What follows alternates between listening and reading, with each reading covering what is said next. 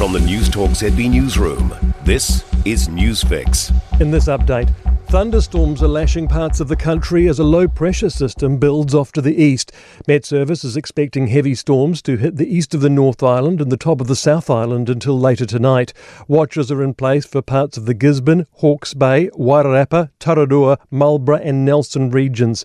Met Service meteorologist Ngāri Witherspoon says they could also be accompanied by torrential rain and hail, so people should keep an eye on the forecast. The thunderstorm watches are in place until 9 o'clock tonight, so they could happen anywhere between now and then.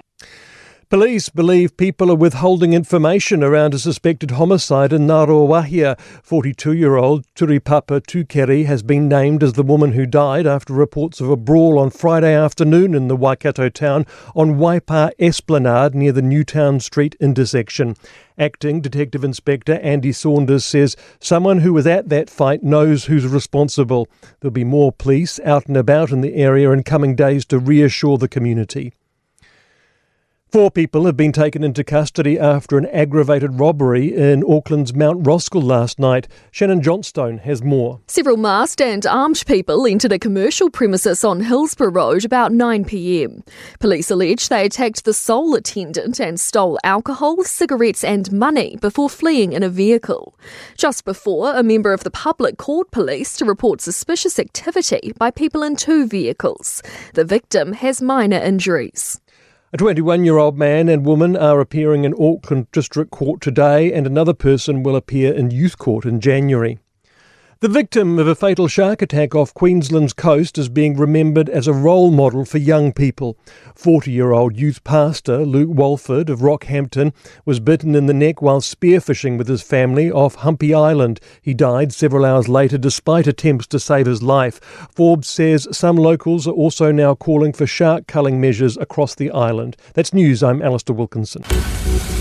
In sport, an early exit for the big local hope at tennis's ASB Classic in Auckland. World number 40, Luli Sun, has been bundled out in the first round by Rebecca Marino. The 102nd ranked Canadian has disappointed the home crowd by clinching a 6-3, 3-6, 6-2 victory on centre court. Bowling coach Jacob Orams hailing Jacob Duffy's attributes as the Black Caps fast bowler looks for another strong showing in tonight's second T20 cricket clash against Sri Lanka in Mount Maunganui. The 30-year-old Southlander played a key role in New Zealand's narrow Game 1 win, taking 3 wickets in 1 over to bring the hosts back into the match.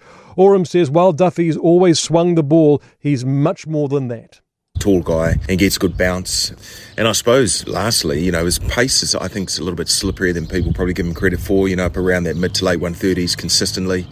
And when you're swinging it with bounce, that's more than enough. That's sport. I'm Alistair Wilkinson. For more news, listen to Newstalk ZB live on iHeartRadio.